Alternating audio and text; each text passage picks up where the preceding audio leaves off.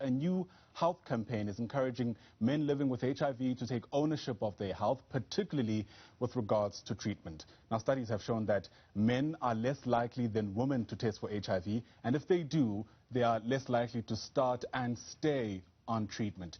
The campaign is called MENA and highlights real stories of men living with HIV. As a start, take a look at this.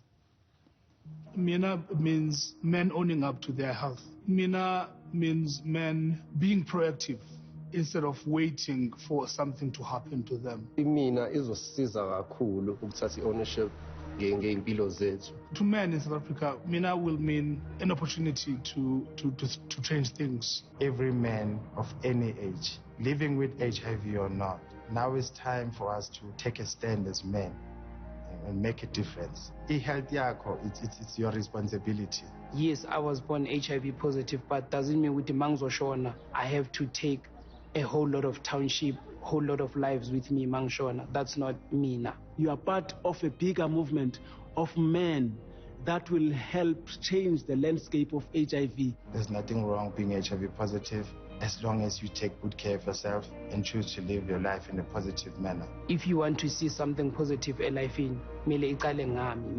me first.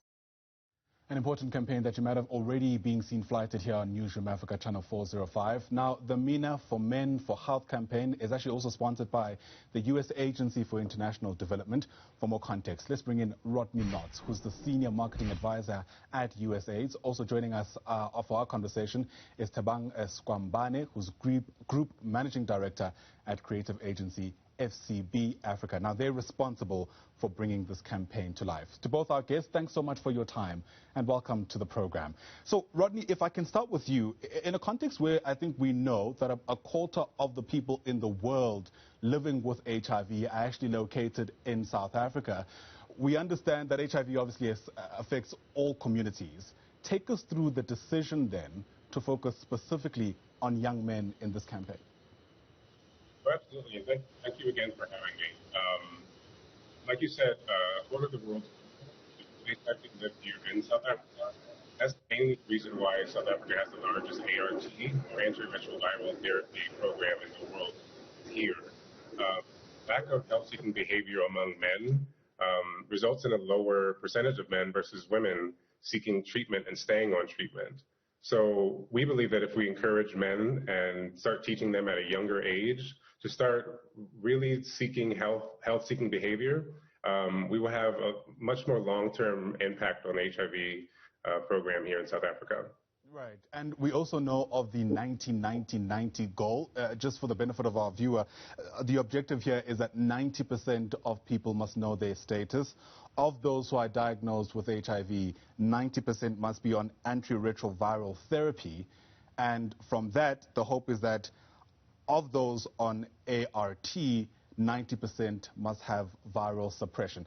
Correct me if I'm wrong, the objective was to get to this place by 2020. I'm not sure if we got there, but this campaign is definitely trying to boost that effort. Absolutely. I think we're getting close to that. And even some of the districts here in South Africa have reached their 90-90-90 targets. But what we see in South Africa is that, and this might also be true globally, is that there's so much expected of men, right? He's always expected to be strong. He's never to ask for help. And he's always expected to be strong and never to asking for help. And he's never really meant to be afraid, right? And so these ideas are really holding men back and keeping them from making the best choices possible when it comes to seeking health care. And for some men, the journey to health can be a difficult one. They often feel that they're alone and it's on them to be tough and deal with the things on their own.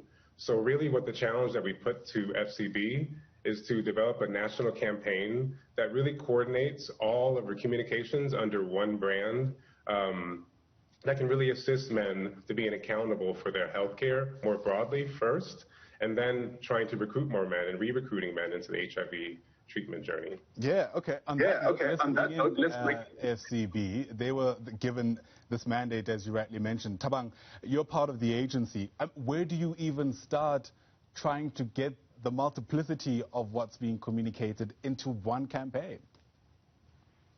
Well, I think that's the purpose of a creative services agency. At the end of the day, we look at the strategic objectives. We unpack that, and then we look at all the guardrails that we have to stay within, and then finally we identify what it is that we want to deal with in terms of the variables within the context of it. So just to explain, for us, this was more than just an HIV and AIDS campaign. This was a campaign that really spoke to the heart of men and was about righting the wrongs of the past, actually. So where we landed eventually was that we needed to remasculate South African men, empower them to make their own health choices. Because ultimately, how can a man, and this is also within the context of gender-based violence and a whole bunch of other things, but in reality, men are being told they're trash. They're being told they need to be strong. They can't ask for help, as Rodney mentioned just now. So where does he even start to take care of himself, and how is he going to take care of others, or even care for others if he can't take care of himself? So what we wanted to do is empower men to make the right health choices, to engage the healthcare system, and actually to be able to be strong enough, and strong enough within himself to actually just ask for help and engage the system. Yeah, we also know, Thabang, that of course the male community is not a homogenous one. A sign of strength for one man might look very different for another. How are you taking that into consideration as you try to increase the appeal of this campaign to a diverse male community, so to speak? Yeah, so I mean, in particular, I think the important part here is to look at the way in which the campaign actually is being rolled out.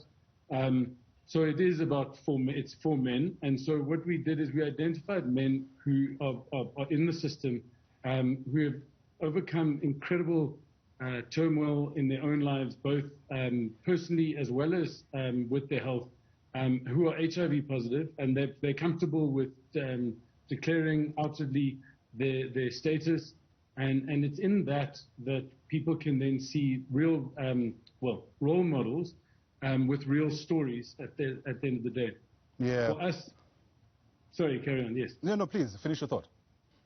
So for us, it was about showing a range of people in different situations, and really as proof points that there are men out there in every walk of life that are experiencing this, that are going through the difficulties and the challenges that come with being HIV positive, and then engaging the healthcare system, and demonstrating that through those proof points. You know, Rodney, I don't know what your experience has been like, but in my shallow pool of knowledge, I've always found that it's often men who are more open to the messaging from campaigns like Mina, who will listen to this kind of conversation, who will engage meaningfully, etc., etc.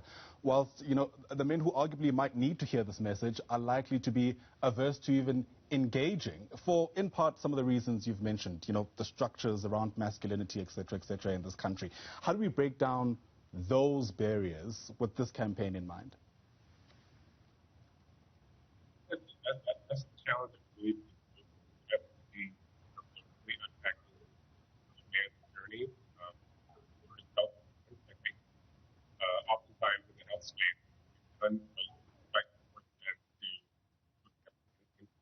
Right, Rodney, I'm going to actually interrupt you there. We seem to be struggling to hear you, and I don't want us to lose anything with what you're saying. So as we try to perhaps get that connection right, Thabang, can I throw the question to you? Often I find we are speaking in silos, echo chambers, preaching to the choir, whichever metaphor you want to use. How do we break those boundaries? You know, I think the best part about this and is that this is not a campaign of USAID, and in particular USAID. This is a campaign that's actually owned by the people of South Africa, supported by USAID, and it's a collective at the end of the day. So we're placing material across the board in various spaces. So the media is also far-reaching, wide-ranging. The reality is that you know, where we want men to really pay attention and take notice is in the places where we know that they're not going to be engaging this kind of topic. That's where it's going to be the most difficult, and that's why it's bold, it's out there, it's challenging, but at the same time, it's inviting, and it's about enrolling through the participation of other men who are in the same situation. Rodney, let's give it another shot. How are you planning to measure the outcomes of this campaign? A lot of what we're speaking about, you know, is elusive, right? Things around masculinity. There isn't a very hard and fastened way of measuring whether those perceptions are changing. Yeah, take me through how you're going to kind of measure the outcomes of this initiative. The outcome measurements can be complicated, but I think the bottom line is we want to see more men going into facilities, for one. So if we see an increase in men going into clinics, that'll be a great win for us. And also if we see more the treatment numbers increasing as well for men living with HIV. So I think those two things are the biggest impact that we'll see for the campaign, without getting into the complications of how we plan on measuring the outcomes. Yeah. All right. If you want to take a bite of the question I'd initially asked you, please go ahead. And as you do that, let us know how people can get involved in this campaign. How do we pledge our support, gain a whole lot more information about it, and of course ensure that the message you're trying to spread reaches as far and as wide as possible? Yeah, I think Tabang hit the nail on the head on that one, because this campaign, while it is sponsored by USAID, is really solely owned by the South African people and South African men specifically. I think the best way for men to stay connected with the campaign and with the movement itself is through the Facebook page for MENA for Men for Health. All right, that Facebook page, MENA for Men for Health. Thanks very much to both our guests. It's a conversation whose importance cannot be overstressed, so really appreciate your making time to chat to us right here on the AM Report. That right there was Rodney Knotts, who's Senior Marketing Advisor at USAID, as well as creative agency FCB Africa's Tabang Skwembane, who's the Group Managing Director for that agency. Once again, to both our guests, thanks very much indeed for your time.